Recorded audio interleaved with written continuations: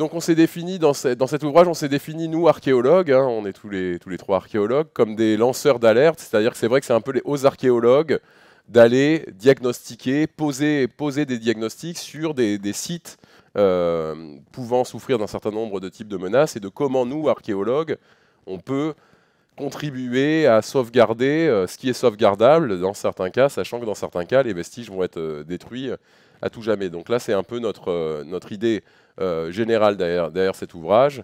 Et on me dit de préciser qu'effectivement, les ouvrages sont à votre disposition sur la table derrière. Alors, en 2 mots, juste le patrimoine, qu'est-ce que c'est? Comment on entend le patrimoine?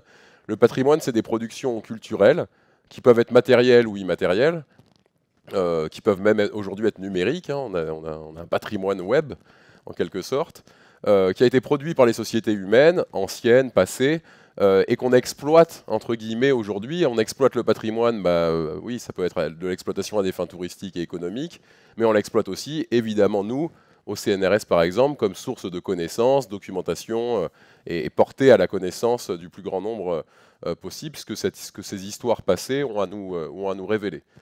Je vais vous donner quelques exemples de cas qui sont illustrés dans cet ouvrage. Donc un premier qu'on a voulu illustrer parce qu'il parle avec force des soucis, de certains soucis patrimoniaux en résonance avec des phénomènes climatiques, c'est la grotte Cosquer, que vous connaissez peut-être, qui est une grotte ornée paléolithique, avec des peintures et des gravures qui datent entre 29 000 et 20 000 ans avant le présent, qui aujourd'hui est sous la mer, c'est-à-dire son entrée se fait par la mer Méditerranée sous les Calanques, à côté de Marseille, à 40 mètres de profondeur. Et vous arrivez ensuite dans des salles, après avoir parcouru un boyau qui fait 150 mètres de long, vous arrivez ensuite dans des salles qui, elles, sont en partie immergées et en partie à l'air libre. Et dans ces salles ont été découvertes ces peintures. Là, vous avez l'exemple d'un cheval, par exemple. Le problème, c'est que, comme vous le savez, la mer monte. Les océans et les mers à un niveau global sur la planète montent avec le réchauffement climatique. Et que plus ça va, plus la mer affecte les parois, les sols sur lesquels on pouvait trouver des objets archéologiques abandonnés par les peintres de l'époque, mais aussi les peintures, avec le battement de l'eau entraîne des phénomènes de marnage et donc de lessivage des parois. Et puis peu à peu, de toute façon, on sait que cette grotte est condamnée. C'est-à-dire que cette grotte, à un moment, elle sera entièrement immergée et il n'y aura plus d'accès et les peintures vont irrémédiablement s'effacer. Bon, là, aujourd'hui, c'est des équipes du ministère de la Culture, avec des collaborations du CNRS et d'autres institutions, qui à la fois ont sauvegardé la grotte sous forme de relevés globaux et de 3D, de faire des 3D de la grotte, ce qui permet aujourd'hui, par exemple, ce qui vous permettra, vous, à Marseille, si vous vous rendez à Marseille, à côté du Mucem, d'aller visiter le facsimilé de la grotte Cosquer, qui est un moyen de sauver ce patrimoine dont on sait qu'il ne résistera pas au temps et que cette grotte va finir par être détruite. Le Mas d'Asile, c'est aussi un site préhistorique, hein, remontant à la préhistoire, qui se situe en Ariège, dans les Pyrénées, qui est une grotte monumentale, ce qu'on appelle une grotte monumentale. C'est un porche que vous voyez là, qui fait 70 mètres de haut. Dans ce porche passe une route départementale et une rivière qui s'appelle l'Aris. Donc on est vraiment dans un gisement, un site archéologique d'une taille exceptionnelle. Et dans cette grotte, vous avez des petits conduits latéraux qui se développent. Et dans ces petits conduits latéraux, on avait remarqué il y a longtemps des peintures. Et du coup, on s'était dit, mais pourquoi dans les grandes salles, pas de peinture? Et pourquoi dans ces petits conduits latéraux, des peintures? Est-ce que les Magdaléniens, ces gens de la fin du Paléolithique, ont voulu cacher leurs œuvres, les mettre dans des endroits particuliers, etc.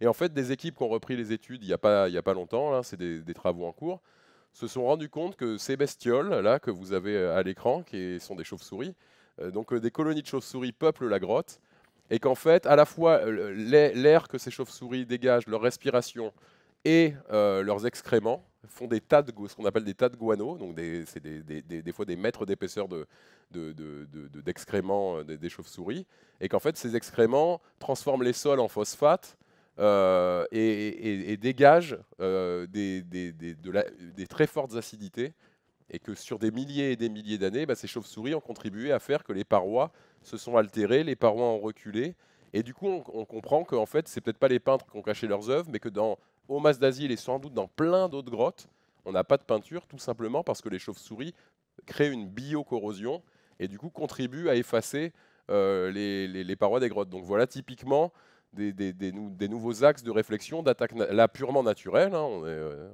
ces pauvres chauves-souris, elles nous ont rien demandé, mais qui contribuent à altérer des patrimoines et à voir ces patrimoines se dégrader au fil du temps. Après, bien évidemment, on a voulu illustrer aussi des cas complètement différents avec des collègues, notamment notre collègue Lamia Khalidi, qui a fait un très beau papier dans l'Atlas sur le Yémen. Et où là, le Yémen, on est face à une catastrophe humanitaire actuelle. Vous savez sans doute que le Yémen est dans une situation catastrophique. C'est surtout grave pour les populations actuelles, qui sont toutes dans des états de souffrance humanitaire terribles. Mais c'est aussi grave pour le patrimoine yéménite. Le Yémen, c'était les royaumes de Sahaba, c'était au temps de l'Antiquité, c'était vraiment des fleurons mondiaux, des routes de commerce, etc. Et que ce Yémen est aujourd'hui en proie à une guerre terrible. L'Arabie Saoudite et les Émirats Arabes Unis, voilà, pour des raisons à la fois confessionnelles, géopolitiques, attaque ce pays qui est en grande situation de grande pauvreté et où des monuments entiers, des pans entiers de monuments sont détruits à tout jamais, notamment des fleurons des mosquées, des minarets, etc. Donc c'était pour là illustrer un cas qui est vraiment, on pourrait dire, géopolitique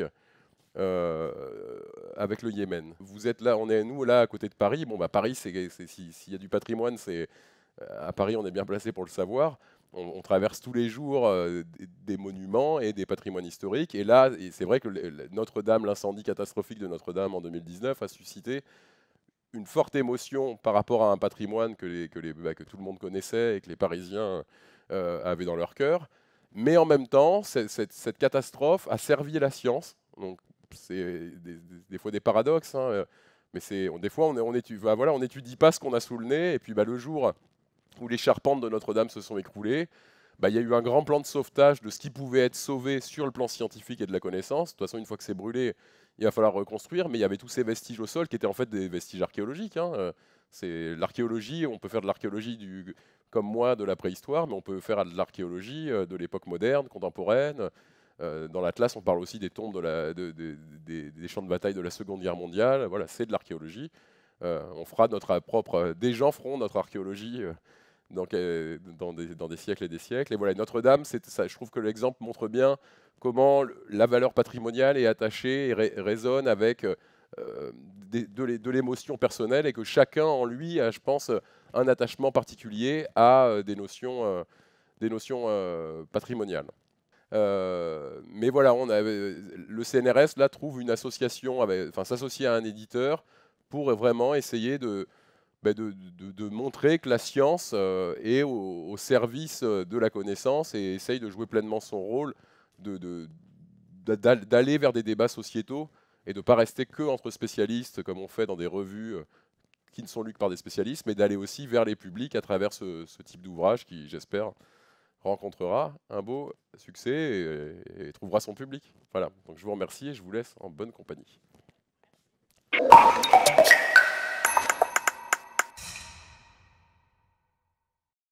Voilà, donc vous pouvez vous imaginer peut-être, comme moi dans le passé, que finalement les pillages sont sans doute motivés par des considérations pécuniaires et que les pilleurs sont probablement des gens qui sont dans le besoin et qu'ils œuvrent pour le compte de riches commanditaires. Et en réalité, là, comme je vais vous le montrer, les réalités sont beaucoup plus complexes, puisque dans ce travail qu'on a pu mener dans le cadre d'une équipe pluridisciplinaire, on voit bien qu'il peut y avoir des motivations d'ordre plutôt idéologique qui opèrent au pillage et à la destruction irrémédiable de ces sites des routes maritimes de la soie. Alors, peut-être, je suppose que tout le monde ici a déjà entendu parler des routes maritimes de la soie, terrestres ou maritimes.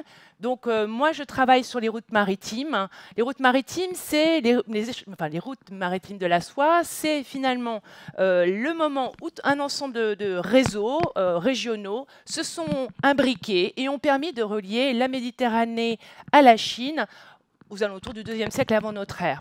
Ces routes maritimes de la soie ont permis les diffusions, la circulation de marchandises, d'idées, et ce pendant plus de 2000 ans.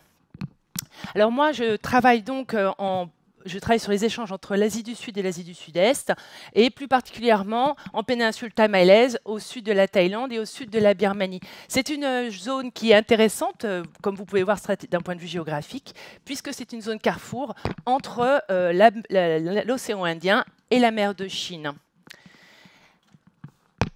Alors, aux alentours du 4e, 3e siècle avant notre ère, dans cette région-là, émergent les premières cités-États marchandes. Qu'est-ce qu'on y fait dans ces cités-États marchandes qui émergent dans l'isthme de Kra? On vient pour échanger. Les marchands de différentes régions du sous-continent indien, un peu plus tard de la Chine et de différentes régions de l'Asie du Sud-Est, viennent pour échanger des marchandises qui sont soit issues de l'arrière-pays de la péninsule thaï-malaise, soit issues de d'autres ports, d'autres régions, et qui ont été acheminées dans ces ports. C'est donc des lieux de brassage culturel et des lieux aussi de grande création culturelle. Dans ces ports, qu'est-ce qu'on trouve? On trouve beaucoup de marchandises, mais on trouve entre autres et en grosse quantité des perles en cornaline, en cornaline, mais en roche dure, hein, ou semi-précieuse, comme on appelle ça aussi, et également en verre. On en les trouve en grande quantité. Pourquoi? Parce que, d'abord, dans un climat tropical, comme la céramique, ce sont des artefacts qui se conservent très bien. Mais aussi parce que, en fait, ces artefacts sont soit importés sur place en tant que produit fini, soit ils sont travaillés sur place avec des matériaux qui sont importés soit de Taïwan, par exemple, déjà 3000 km de distance, soit du sous-continent indien. Là, par exemple, ce que vous voyez, les perles oranges, c'est de la cornaline et ça vient très probablement du sous-continent indien, des trappes du Décan. Et outre ça, il y a aussi des artisans qui se déplacent et qui s'installent pour travailler à l'échelle régionale. Donc on voit qu'on a une organisation complexe qui est déjà en place dès les derniers siècles avant notre ère. Et ces perles ont une grande importance sociopolitique au sein de ces différents ports qui émergent, mais également auprès des sociétés, des groupes de l'arrière-pays, puisque les groupes de l'arrière-pays, qui sont souvent des chasseurs-cueilleurs, sont ceux qui vont collecter des biens précieux issus de leur écosystème et qui est un environnement qui n'est pas simple. Ils ont développé un savoir-faire, une connaissance de leur milieu et collectent au bénéfice des ports ces ressources comme des résines, c'est peut-être aussi des animaux, ce qui est recherché, ou des épices, ce qui est recherché pour le commerce hauturier. C'est donc, ils obtiennent ces groupes de l'intérieur forestier, parfois de l'arrière-pays maritime, rapatrient pour les ports ces marchandises. Et en échange, les ports fournissent des artefacts, soit prestigieux, pour sceller des alliances, soit des biens utilitaires, comme des outils en métaux, des choses confectionnées, déjà. Donc ici, vous voyez une image d'un site qu'on fouillait dans le sud de la Birmanie en 2020. C'est une des plus anciennes villes portuaires d'Asie du Sud-Est en état de destruction totale. Et c'est le moment où nous étions encore de fouilles. Donc vous voyez, il peut y avoir là, il n'y a pas énormément de fouilleurs sur cette photo, mais nous trouvons très fréquemment dans une situation où nous devons faire, avec tout autour de nous, des pilleurs. Donc nous avons dû, au fil des années, puisque ça fait 20 ans qu'on travaille dans la région, nous avons dû déployer des méthodes spéciales pour faire avec ces pillages en cours contre lesquels nous ne pouvons pas faire grand-chose, puisque même s'ils sont interdits par la loi, il y a peu de personnel affecté. Il y a souvent des départements d'archéologie ont un nombre de personnel limité. Ces sites sont souvent très excentrés des lieux de pouvoir et il y a parfois des intérêts de toute façon aussi pour ce genre de site.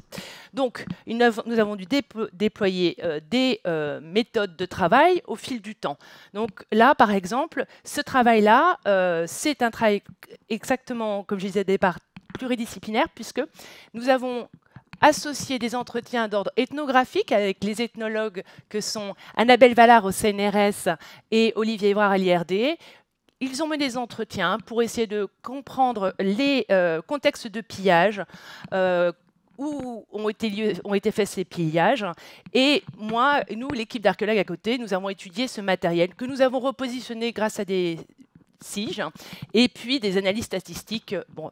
Donc c'est un travail de longue haleine, mais qui permet en même temps parfois de reconstituer les contextes de ces villes, une partie de ces sites qui sont détruits, et également les circulations de ces matériels à l'intérieur des réseaux associés à ces ports. Donc là, par exemple, pour illustrer, c'est juste pour dire que c'est pour revenir à la question initiale, qu'est-ce qui motive le pillage? Non, ce n'est pas que pécunier, et surtout même pas du tout dans cette région-là, ou très peu. Ce qui motive, c'est finalement ce que représentent ces perles. Ces perles représentent un attachement au territoire. Ici, vous êtes dans le sud de la Thaïlande et vous avez un homme politique qui, sur son affiche électorale, porte très fièrement une amulette, je vais y revenir, et puis un collier de perles issu du pillage d'un site que nous fouillons à 100 mètres derrière. Vous voyez ici d'autres personnes, des hommes, des femmes et des enfants qui portent les perles. Et c'est souvent une fierté, on s'affiche, on porte les perles issues de son territoire. Mais les perles, les perles sont portées autour du cou et elles ont un statut qui est finalement assez comparable en Thaïlande aux amulettes. Les amulettes, c'est en Thaïlande quelque chose qui a une grande importance, c'est ce que vous voyez ici. On les porte, on les échange, on les troque, elles ont une histoire, on discute de leur histoire, et il y a des catalogues qui sont actualisés fréquemment. Les perles, c'est la même chose. Et au fil des années de notre travail sur place, on a vu les catalogues s'étoffer avec les valeurs associées. Et voilà. Donc ça, c'est une des... Les amulettes et les perles, finalement, ont une fonction de fierté nationale, de préservation. C'est considéré comme une préservation du patrimoine et aussi et ça symbolise un attachement au territoire. Alors, on a rencontré avec mes collègues ethnologues, différents groupes qui ont des motivations différentes, mais on a parfois rencontré des groupes qui voulaient prévenir le pillage par d'autres groupes extérieurs, et surtout, puisqu'ils considéraient que ce patrimoine leur appartenait, et ils ne voulaient pas que le patrimoine soit rapatrié dans d'autres musées.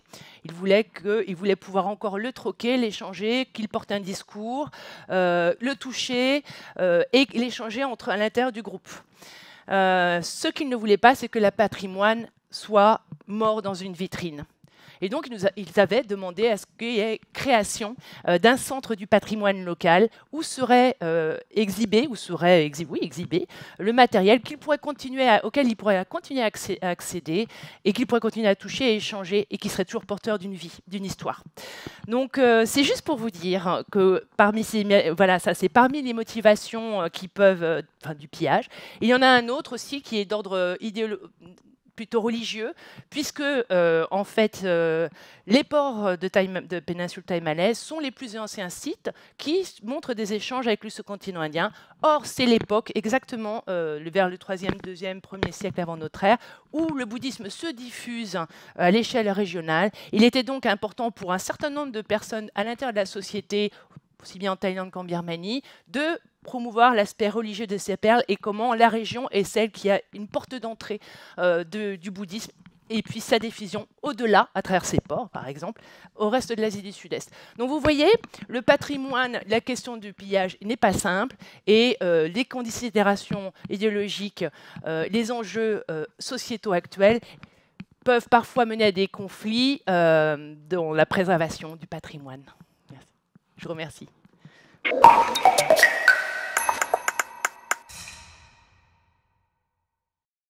Bonjour à tous. Comme vous le savez sans doute, chaque année, des vestiges archéologiques disparaissent sur l'ensemble des littoraux de la planète. Et je vais aborder cette question à partir d'un site qui est celui de Malia, situé en Crète. Je suis Laurent Lespèce, je suis géoarchéologue, c'est-à-dire que je m'occupe de l'environnement des sociétés passées. Donc je travaille avec les archéologues autour des questions environnementales dans le temps long. Donc le site de Malia, ce n'est pas le plus menacé de la Méditerranée, ce n'est pas non plus le moins. C'est un site qui est assez exemplaire des évolutions qu'on observe aujourd'hui sur les littoraux méditerranéens. Donc ce site de Malia, il est situé sur la côte nord de la Crète. Il abrite un des grands palais de l'époque minoenne, c'est-à-dire de l'âge du bronze, autour de, en gros, entre 1900 et 1200 avant Jésus-Christ. On a le développement autour de ce palais d'une grande agglomération qui va être fouillée depuis le début du XXe siècle par l'école française d'Athènes et les institutions archéologiques grecques. Donc on a beaucoup d'informations, puisqu'on a plus d'un siècle de fouilles aujourd'hui sur cet espace. Et ces fouilles ont révélé la présence d'édifices publics comme le palais, de quartiers d'artisanat, de quartiers résidentiels, de lieux de stockage, de sites funéraires, donc tout un ensemble de sites qui montrent que cet espace était largement occupé. Par ailleurs, un certain nombre de collègues, dont Sylvie Muller, a dirigé des fouilles et des prospections autour du site pour essayer de comprendre un petit peu l'occupation des espaces environnants, en particulier la vie rurale autour de cette agglomération, pour avoir une idée générale de l'occupation du site. De tout cela, on sait que le site de Malia est un des sites les plus importants pour l'époque minoenne en Crète, que c'est un site qui montre une vie publique très élaborée, un site dans lequel on a aussi des productions agricoles importantes, de l'artisanat qui est très développé, et toute une série d'échanges avec l'ensemble du monde méditerranéen, en particulier avec la Méditerranée orientale. Alors ce site, il est situé sur un petit plateau qui domine la mer de à peu près 10-15 mètres. Vous voyez les bâtiments à droite qui couvrent une partie du site et qui les protègent des actions climatiques. Donc le palais est un petit peu à l'extérieur de la photo, là, un peu plus vers la droite. On est à quelques centaines de mètres du trait de côte sur ce petit plateau. Ce plateau, il donne lieu ensuite à une côte rocheuse qui domine la mer de quelques mètres, qui donne un caractère un peu sauvage à cette partie-là du site. En revanche, aussi bien à l'est qu'à l'ouest, on débouche sur deux anses qui sont limitées par des plages de sable fin. Vous avez la plage de l'ouest sur la photo à droite, et ces plages de sable fin viennent protéger un petit marais qui est couvert d'une roselière que vous voyez en vert sur la photographie. Donc ces plages de sable fin, elles sont utilisées par le tourisme. Vous voyez ces aménagements estivaux sur la plage. En fait, ici, on est à la terminaison d'un littoral touristique hautement fréquenté depuis la ville d'Héraklion, qui sert d'aéroport d'accueil et de port d'accueil aux touristes en Crète, et donc on va avoir des constructions de complexes hôteliers, de résidences de tourisme, d'hôtels familiaux, tout le long de cette Crète qui est totalement urbanisée. Donc la pression touristique est importante. Heureusement, la découverte ancienne du site archéologique fait qu'une partie de ce site a été protégée par la législation grecque et qui fait qu'on a protégé le cœur du site des appétits immobiliers. Néanmoins, on a toute une série de risques et de menaces qui pèsent sur cet espace-là. Je vais vous montrer un exemple. Avant que la zone archéologique soit établie, on a pu avoir des constructions dans des espaces qui étaient très riches en sites archéologiques. Là, vous avez un joli complexe hôtelier avec sa piscine et ses aménagements, qui est au fond de la petite anse qui est située à l'est du plateau. Et ce site a été construit avant la législation, et du coup, il a été construit sans autorisation et sans fouilles archéologiques, enfin, avec les autorisations de l'époque, mais sans fouilles archéologiques préalables, et il empêche aujourd'hui toute investigation archéologique dans cet espace-là. Alors qu'on sait que l'espace était densément occupé, et on sait aussi que la plage était sans doute un des deux ports d'échouage de la ville minoenne, donc ça nous interdit aussi l'accès aux infrastructures portuaires ou aux aménagements éventuels du port. Pour ce qui est de la plage principale, vous voyez, heureusement, elle est dans la zone archéologique. Du coup, on n'a pas de construction pérenne, mais vous voyez qu'on a une très haute fréquentation estivale, donc avec toute une série d'aménagements qui sont saisonniers dans cet espace-là. Alors cette fréquentation touristique, elle ne va pas se concentrer sur les plages. Évidemment, les vacanciers vont avoir tendance à irriguer en quelque sorte l'ensemble de l'arrière-pays. Ils vont aller se promener donc le long d'un sentier littoral. Ils vont utiliser des parkings d'accès à la plage. Ils vont faire du VTT dans ces espaces-là. Et dans cet espace archéologique, seuls les édifices fouillés sont protégés par des grillages. Le reste est en accès libre. Ce qui fait que cette fréquentation de cet espace-là va avoir des conséquences sur les vestiges archéologiques, parce que le piétinement va mettre à jour un certain nombre de ces vestiges, et petit à petit, une fois qu'ils sont à l'air libre, ils vont se dégrader. Vous avez là, par exemple, sur la photo de droite, un amas de céramique qui est le long du sentier littoral et qui est emprunté par des dizaines de personnes chaque jour qui vont piétiner ces fragments de céramique sans qu'il y ait eu de fouilles jusqu'à présent. Et cette surfréquentation concerne aussi l'arrière-pays, la plaine littorale, dans laquelle là, on va pouvoir avoir même des aménagements si on est en dehors de la zone archéologique, résidentielle ou agricole. On va creuser des fossés pour drainer le marais, par exemple, et on va pouvoir mettre à mal le petit patrimoine rural de cet espace-là. Alors c'est d'autant plus embêtant que les recherches récentes mettent au jour de nouveaux enjeux. Ici, vous avez sur la photo du centre un bâtiment qui est repris sur la photo à droite en zoom, un bâtiment immergé avec son plan quadrangulaire que vous voyez se dessiner juste au large de la plage, qui est aujourd'hui étudié par ma collègue Maya Pomader. Et ce bâtiment, pour l'instant, on n'en connaît rien, c'est-à-dire qu'il n'y a pas eu d'études approfondies de ce bâtiment et encore moins de fouilles. Et ce bâtiment, il est menacé par la fréquentation touristique. Il suffit d'avoir un masque et un tuba et puis de plonger et d'aller se promener au milieu de ce mur quand il est visible. Alors de temps en temps, il est recouvert de sable, mais c'est régulièrement visible. Donc c'est d'autant plus embêtant c'est d'autant plus menacé qu'il n'y a pas d'information localement sur le patrimoine archéologique à disposition des promeneurs ou visible par les promeneurs, et que la réglementation n'est pas rappelée par des panneaux publics qui permettraient aux gens de faire attention ou d'avoir un comportement différent. L'autre danger qui pèse sur ces espaces-là est lié à quelque chose dont Nicolas a parlé tout à l'heure, c'est le réchauffement climatique. Le réchauffement climatique, il entraîne la fonte des glaces aux calottes polaires et du coup une élévation du niveau des mers. On sait par les modélisations qu'ici, le niveau des mers va s'élever de plusieurs décimètres au cours des 50 prochaines années. 50, 60 cm, quelque chose comme ça. Ça veut dire qu'en gros, les espaces qui sont aujourd'hui émergés vont devenir immergés et que l'action de l'érosion côtière va pouvoir se mettre en place sur ces espaces littoraux. C'est d'autant plus embêtant qu'on sait que parallèlement, ce réchauffement climatique d'origine anthropique est aussi responsable de la multiplication de la fréquence des tempêtes. Vous avez entendu parler des Médicaines, ces cyclones méditerranéens. L'épisode libyen, malheureusement, il y a quelques jours, le rappelle. Donc ces tempêtes vont être de plus en plus fréquentes et elles vont accentuer les processus érosifs sur l'ensemble de ces espaces littoraux en arrachant du patrimoine et en fragilisant le patrimoine qui a déjà été identifié. Ça stimule évidemment les demandes de mes collègues archéologues pour multiplier les fouilles de sauvetage ou au moins des diagnostics importants. Alors, au-delà de ce patrimoine archéologique, ces vestiges, ça ménage aussi d'autres archives qui sont complémentaires des archives archéologiques, ce que nous on appelle les archives sédimentaires, qui sont des archives environnementales. Vous avez ici, par exemple, le sable de plage. Ce sable de plage, en fait, il repose sur plusieurs mètres de sédiments, et peut-être ces mètres de sédiments cachent des vestiges de l'époque minoenne. Pour l'instant, on n'en sait rien, mais il y a des risques qu'avec la remontée du niveau marin, l'érosion de la plage révèle ces vestiges archéologiques. Du coup, l'idée là, c'est d'aller en prospection en profondeur, grâce à des méthodes électriques, pour essayer de détecter ces vestiges et anticiper d'éventuels risques. Autre exemple, dans le marais en arrière de la plage que j'ai montré tout à l'heure, ce marais, c'est une zone naturelle protégée. C'est une belle roselière, ça abrite des oiseaux en particulier. Mais ce marais, il a aussi des archives sédimentaires, c'est-à-dire des mètres de sédiments qui sont accumulés au fur et à mesure du temps. Et cette espèce de millefeuille nous permet de raconter l'histoire de l'environnement au moment de l'époque minoenne. Et donc, il est important à étudier pour nous parce que ça nous donne une source d'information sur l'environnement des populations minoennes. Mais en même temps, c'est aussi menacé parce que la remontée du niveau de la mer peut mettre à mal le cordon littoral, la plage de sable, et venir inonder ce marais et transformer durablement ce marais en lagune, par exemple. Or, on a trouvé, nous, dans ce marais, des archives très intéressantes. On a pu mettre en évidence, par exemple, que la cité de Malea avait été touchée par un tsunami de très grande ampleur, il y a à peu près 1600 ans avant Jésus-Christ, lié à l'éruption du Santorin. Le Santorin, c'est un volcan qui est 120 km au nord, au plein centre de la mer Égée. Cette éruption, c'est une des plus grosses éruptions des 10 derniers millénaires, si ce n'est la plus grosse. Elle a généré une vague de tsunami, et nous, on a retrouvé dans ce marais des dépôts de sable marin qui montrent que l'ensemble du marais a été inondé. En fait, l'ensemble de la plaine littorale a été submergé momentanément sur 400 à 500 mètres au moins de profondeur. Et le bâtiment immergé qu'on a vu tout à l'heure a dû encaisser de plein fouet, évidemment, la vague du tsunami. C'est ça qui risque de disparaître sans qu'on l'ait étudié, donc sans recueillir les informations que ce type d'environnement permet d'avoir. Donc si on veut être positif, d'une certaine manière, on peut dire qu'à Malea, il y a des motifs d'espoir. Les motifs d'espoir, c'est le fait que la zone archéologique défend des appétits immobiliers, le cœur de l'ancienne cité.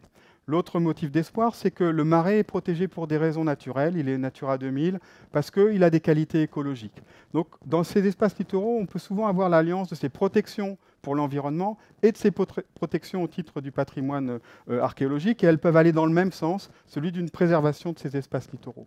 Néanmoins, vous avez vu par l'exemple que je vous ai montré que tout ça est très menacé par des pratiques, par l'absence d'information, qui fait que les gens vont se comporter sans savoir à quoi ils ont affaire. Je ne parle pas des pilleurs qui existent aussi ici, mais sans savoir à quoi ils ont affaire. Et d'autre part, ça légitime aussi et ça stimule aussi les demandes des archéologues pour essayer de sauver ce qui peut l'être avant que la mer vienne éroder ces vestiges ou que l'excès de tourisme vienne détruire ce patrimoine. Voilà, je vous remercie pour votre attention.